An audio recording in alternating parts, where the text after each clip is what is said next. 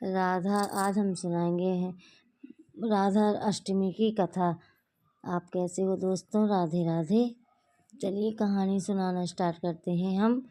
राधा अष्टमी की कहानी के अनुसार वृषभानु नामक राजा यमुना नदी के किनारे कमल के फूल पर लेटी हुई एक नवजात कन्या को देखकर उसे अपनी पुत्री के रूप में घर ले आते हैं, जिसका नाम वह राधा रखते हैं। श्री कृष्ण की आत्मा का अंश मानी जाने वाली राधा को देवी लक्ष्मी का अवतार भी कहा जाता है और उनकी पूजा के बिना श्री कृष्ण की पूजा अधूरी मानी जाती है, क्योंकि वह शक्ति स्वरूप है।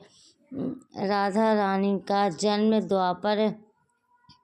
द्वापर युग में भाद्रपद माह के शुक्ल पक्ष की अष्टमी तिथि को हुआ था, इसलिए इस दिन को राधा अष्टमी के रूप में मनाया जाता है।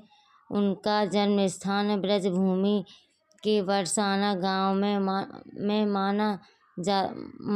माना जाता है। राधा वृषभानु और देवी कीर्तिदा उनके माता पिता थे।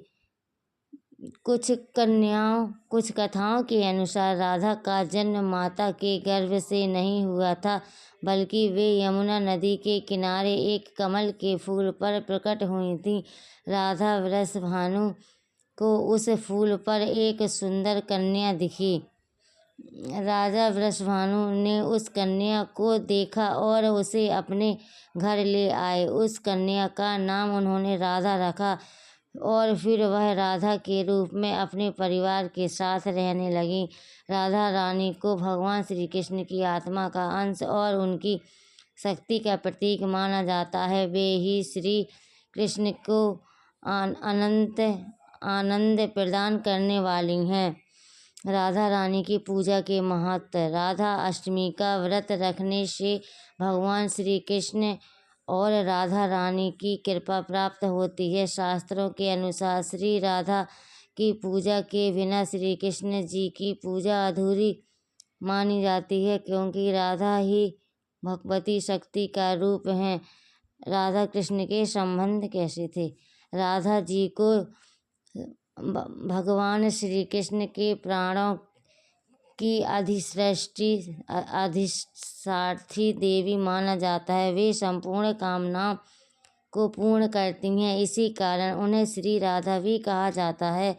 राधा का प्रेम भगवान श्री कृष्ण के प्रति पूर्ण समर्पण और निस्वार्थ भक्ति का प्रतीक है। राधा रानी की सच्ची कहानी कोई एक घटना नहीं, बल्कि हिंदू ग्रंथों और परंपराओं पर आधारित एक दिव्य प्रेम कहानी है, जिसमें उनका जन्म वृषभानु और कीर्तिदा के घर हुआ और वे भगवान कृष्ण की प्रियतमा थीं। हालांकि राधा और कृष्ण ने विवाह नहीं किया, क्योंकि उनका प्रेम संसारी विवाह से परे एक आध्यात्मिक संबंध था, जहां राधा को कृष्ण की आत्मा के समान माना जाता है। कुछ पौराणिक कथाओं में राधा के अयान नामक व्यक्ति से विवाह का भी वर्णन मिलता है, जिसे ब्रह्मा जी ने संपन्न कराया था तथा राधा को कृष्ण से दूर रहना पड़ा। राधा का जन्म वृषभानु नामक यादव शासक और उनकी पत्नी कीर्तिदा के घर हुआ था। हालांकि एक अन्य कथा के अनुसार उन्हें यमुना नदी में एक कमल पर तैरते हुए पाया गया है। राधा जी को किशोरी जी भी कहा जाता है, क्योंकि उन्हें ताउम्र किशोरी बने रहने का वरदान मिला था। कृष्ण ने राधा के साथ विवाह न करके प्रेम और विवाह के बीच के अंतर को समझाया कि प्रेम का अर्थ हमेशा विवाह नहीं होता है।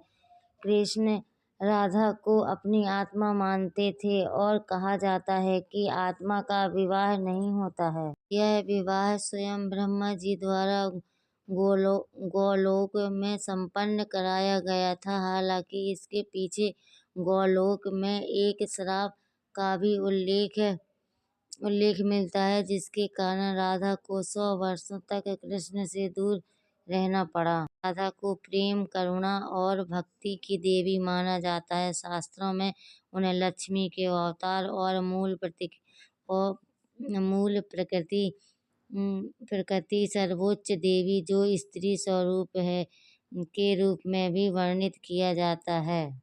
पौराणिक कथाओं के अनुसार राधा ने अपना शरीर कृष्ण की बांसुरी की सुरीली धुन सुनते सुनते त्याग दिया और कृष्ण में विलीन हो गई। उन्होंने कृष्ण से कहा कि वे आखिरी बार उन्हें बांसुरी बजाते देखना चाहती हैं, जिसके बाद कृष्ण ने बांसुरी बजाई और राधा ने अपने प्राण त्याग दिए। इस घटना से दुखी होकर कृष्ण ने अपनी बांसुरी तोड़कर झाड़ी में फेंक दी और फिर कभी बांसुरी नहीं बजाई, क्योंकि राधा और बांसुरी का गहरा संबंध था। राधा जी की अंतिम इच्छा।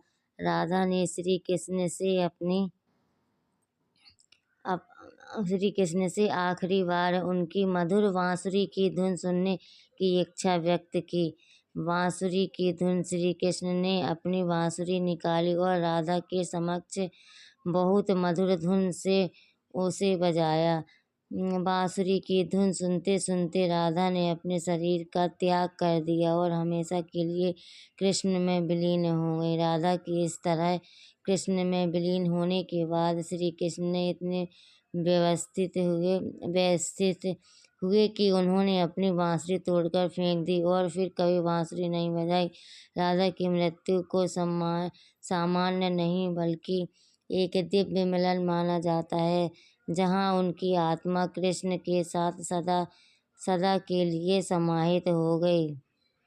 कृष्ण ने राधा का त्याग नहीं किया, बल्कि उनका प्रेम अलौकिक और शाश्वत था। राधा और कृष्ण का प्रेम सांसारिक विवाह से परे एक आध्यात्मिक संबंध था। राधा ने स्वयं कृष्ण से दूर जाने का निर्णय लिया, क्योंकि वे स्वयं को उनसे